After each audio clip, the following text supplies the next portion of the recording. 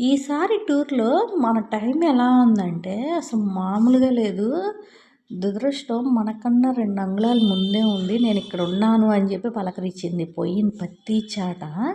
ఎందుకంటే, కన్యాకుమారిలో సూర్యోదయం చాలా బావుంటదంట. అంతకుముందు వెళ్ళినాళ్ళందరూ చెప్పారు.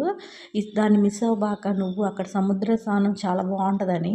కానీ నాకక్కడికి వెళ్ళేసరికే బాగా ఫీవరు, ఒళ్ళు నొప్పులు, అంతకుముందు కొన్ని టెంపుల్స్‌లో బాగా వెయిటింగ్‌కి నాకు బాగా ఒళ్ళలిసి ఫీవరొచ్చేసింది.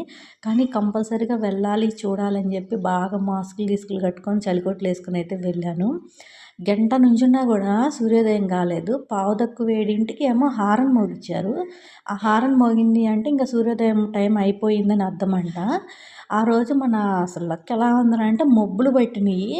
ఇంక సూర్యోదయం లేదు. ఎలుతురొచ్చేసింది.